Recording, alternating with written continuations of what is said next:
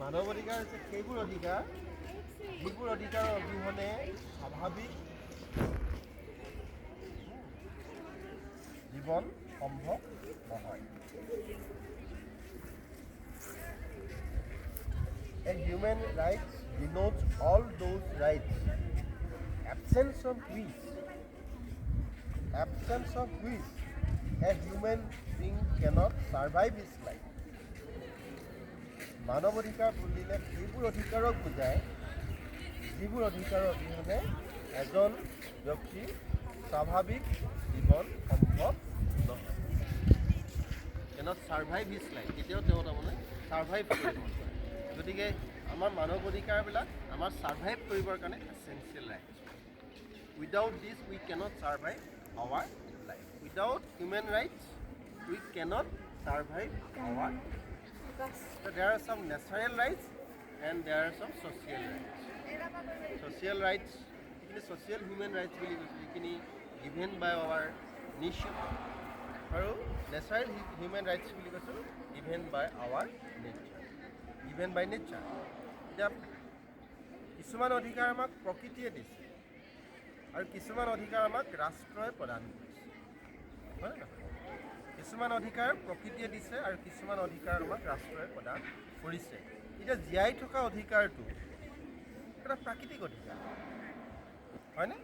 জীয়াই থকা অধিকাৰটো এটা প্ৰাকৃতিক অধিকাৰ, কাৰণ এই অধিকাৰটো মই কাকো দিব নোৱাৰোঁ আৰু এই অধিকাৰটো মোক কোনেও দিয়া নাই। কোনে দিছে? প্ৰকৃতিয়ে দিছে। মই এই পৃথিৱীত জন্মগ্ৰহণ কৰাৰ লগে লগেই মই জীয়াই থকা অধিকাৰৰ অধিকাৰী হ'লোঁ। অৰ্থাৎ মোক জীয়াই থকা অধিকাৰৰ পৰা কোনেও বঞ্চিত কৰিব নোৱাৰে, হ'লনে? সেইটো হ'ল মোৰ প্ৰাকৃতিক অধিকাৰ। কিন্তু আৰু কিছুমান অধিকাৰ আছে যিবোৰ অধিকাৰ আমাক ৰাষ্ট্ৰই দিছে বা ৰাষ্ট্ৰই প্ৰদান কৰিছে। ৰাষ্ট্ৰই আইন প্ৰণয়ন কৰি কিছুমান অধিকাৰ আমাক দিছে, যিখিনি অধিকাৰৰ দ্বাৰা, যিখিনি অধিকাৰৰ মাধ্যমেৰে আমি আমাৰ ব্যক্তিত্ব, আমি আমাৰ চিন্তা সেইখিনি প্ৰকাশ কৰিব পাৰোঁ, বিকাশ কৰিব পাৰোঁ, উন্নতি সাধন কৰিব পাৰোঁ। অৰ্থাৎ যিবোৰ অধিকাৰৰ দ্বাৰা আমি আমাৰ ব্যক্তিত্ব, আমি আমাৰ চিন্তা উত্তৰণ ঘটাব পাৰোঁ, আমি আমাৰ প্ৰতিভাৰ উত্তৰণ ঘটাব পাৰোঁ, তেনে কিছুমান অধিকাৰ ৰাষ্ট্ৰই আমাক প্ৰদান কৰিছে। এতিয়া আমাৰ যিখিনি মৌলিক অধিকাৰ বুলি আমি কৈছোঁ, 12ৰ পৰা 35 নং অনুচ্ছেদৰ ভিতৰত থকা যিখিনি মৌলিক অধিকাৰ, আমি জানো যে ভাৰতৰ সংবিধানে আমাক 6টা মৌলিক অধিকাৰ প্ৰদান কৰিছে। সমতা অধিকাৰ, স্বাধীনতা অধিকাৰ, শোষণৰ বিৰুদ্ধে অধিকাৰ, শিক্ষা আৰু সাংস্কৃতিক অধিকাৰ, ধৰ্মীয় অধিকাৰ আৰু সংবিধান অধিকাৰ। এই অধিকাৰখিনিৰ জৰিয়তে আমি আমাৰ যিটো মানৱ অধিকাৰ, এই অধিকাৰটো আমি পূৰণ কৰাৰ এটা সুবিধা লাভ কৰিছোঁ। অৰ্থাৎ মানৱ অধিকাৰ মানে সেইবোৰ অধিকাৰ যিবোৰ অধিকাৰৰ অবিহনে আমি আমাৰ ব্যক্তিত্ব উত্তৰণ ঘটাব নোৱাৰোঁ। সেইটো কথা ক'লে নহয়। গতিকে মৌলিক অধিকাৰখিনিৰ লগত মানৱ অধিকাৰখিনি জড়িত, সংলগ্ন, এইকাৰণে যে মৌলিক অধিকাৰবিলাকৰ মাধ্যমেৰে ৰাষ্ট্ৰৰ দ্বাৰা স্বীকৃত যিখিনি মৌলিক অধিকাৰ আমাক দিছে সংবিধানে, সেই অধিকাৰখিনিৰ মাধ্যমেৰে আমি আমাৰ ব্যক্তিত্ব, আমি আমাৰ চিন্তা উত্তৰণ ঘটাব। সেই অধিকাৰখিনি অবিহনে আমি আমাৰ ব্যক্তিত্ব, চিন্তা উত্তৰণ ঘটাব নোৱাৰোঁ।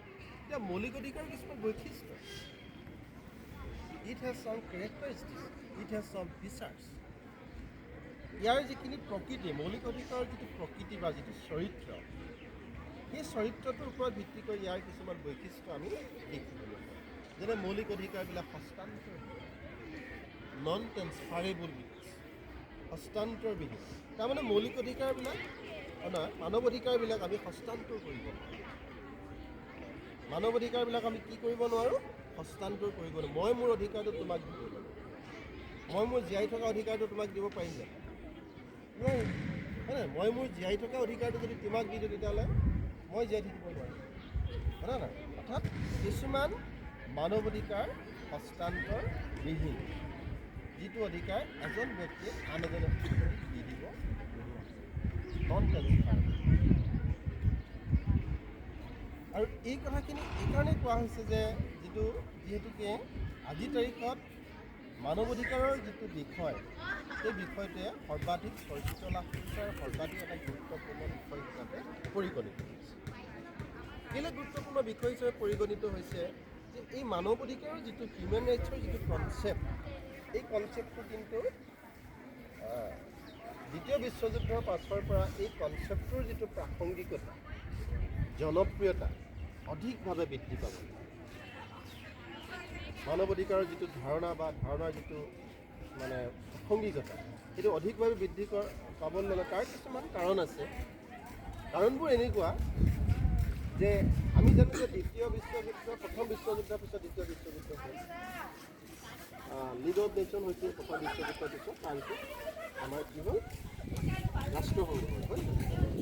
যে যিটো বিধ্বংসী মানৱ অধিকাৰৰ ওপৰত যিটো ধ্বংসাত্মক কাৰ্য চলিলে, মানৱ অধিকাৰৰ ওপৰত যি ধৰণৰ অত্যাচাৰ চলিলে, যি ধৰণৰ বিধ্বংসী অস্ত্ৰ শস্ত্ৰ আৱিষ্কাৰ হ'বলৈ ল'লে, এই ধৰণে যদি গৈ থাকে তেতিয়াহ'লে এই পৃথিৱীখন মানুহৰ পৃথিৱী, মানুহৰ বাবে উপযোগী হৈ নাথাকে।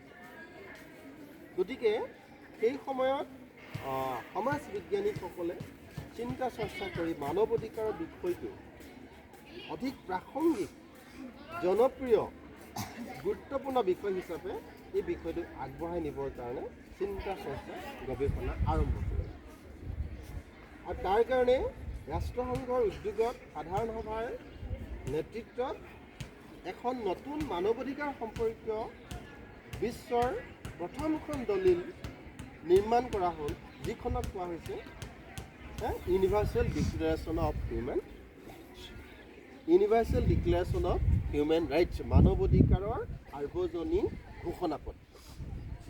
এইখন 1948 10 ডিচেম্বৰ, 1948 10 ডিচেম্বৰ, 10 ডিচেম্বৰ। আৰু 1948 10 ডিচেম্বৰ তাৰিখে এই মানৱ অধিকাৰৰ সাৰ্বজনীন ঘোষণাপত্ৰখন স্বাক্ষৰিত হয়। আৰু সেই যে 10 ডিচেম্বৰ দিনটো মানৱ অধিকাৰৰ ঘোষণাপত্ৰখনৰ গ্ৰহণ কৰা দিনটোৱেই আজিও 10 ডিচেম্বৰ দিনটোক মানৱ অধিকাৰ দিৱস হিচাপে পালন কৰা হয়। আন্তৰ্জাতিক মানৱ অধিকাৰ দিৱস যে পালন কৰোঁ, জানানে তোমালোকে? এই আন্তৰ্জাতিক মানৱ অধিকাৰ দিৱসটো 10 ডিচেম্বৰত কি কাৰণে পালন কৰা হয়? তাৰ লিগেচিটো কি? লিগেচিটো হৈছে যে 1948 চনৰ 10 ডিচেম্বৰ তাৰিখে মানৱ অধিকাৰ ঘোষণাপত্ৰ সম্পৰ্কীয় বিশ্বৰ প্ৰথমখন দলিল সাৰ্বজনীন মানৱ অধিকাৰ ঘোষণাপত্ৰ স্বাক্ষৰিত হৈছিল। আৰু সেইখনকেই বিশ্বৰ মানৱ অধিকাৰ প্ৰতিষ্ঠাৰ প্ৰথমখন আন্তৰ্জাতিক দলিল বুলি কোৱা হৈছে। এই দলিলখনৰ জৰিয়তে মানৱ অধিকাৰ সাৰ্বজনীন কৰিব বিচৰা হৈছে। অৰ্থাৎ সকলো মানুহৰে মানৱ অধিকাৰ উপভোগৰ অধিকাৰ আছে আৰু মানৱ অধিকাৰ সকলো ৰাষ্ট্ৰই সমানভাৱে উপভোগ কৰিবৰ কাৰণে যিটো পৰিৱেশ ৰচনা কৰিব লাগে, যিটো প্ৰেক্ষাপট নিৰ্মাণ কৰিব লাগে, আৰু ৰাষ্ট্ৰসংঘৰ অন্তৰ্গত যিমানবোৰ ৰাষ্ট্ৰ আছে সেই ৰাষ্ট্ৰসমূহক এই ঘোষণাপত্ৰখনৰ জৰিয়তে আবেদন কৰা হৈছিল, এপিল কৰা হৈছিল যে মানৱ অধিকাৰ বিষয়টোক অধিক জনপ্ৰিয় আৰু আগবঢ়াই লৈ যাব লাগে। সকলো ৰাষ্ট্ৰই মানৱ অধিকাৰ বিষয়টোক বাস্তৱসন্মতভাৱে গ্ৰহণ কৰি মানৱ অধিকাৰ প্ৰতিষ্ঠা আৰু সুৰক্ষাৰ কাৰণে নিজৰ নিজৰ ৰাষ্ট্ৰৰ সংবিধানত সাৰ্বজনীন ঘোষণাপত্ৰৰ লগত সংলগ্ন ৰাখি পেলাই কিছুমান প্ৰভিজনছ বা ব্যৱস্থা সংযোগ সাধন কৰিব লাগে, যিবিলাক ব্যৱস্থাৰ জৰিয়তে মানৱ অধিকাৰ প্ৰতিষ্ঠাৰ বাটটো শক্তিশালী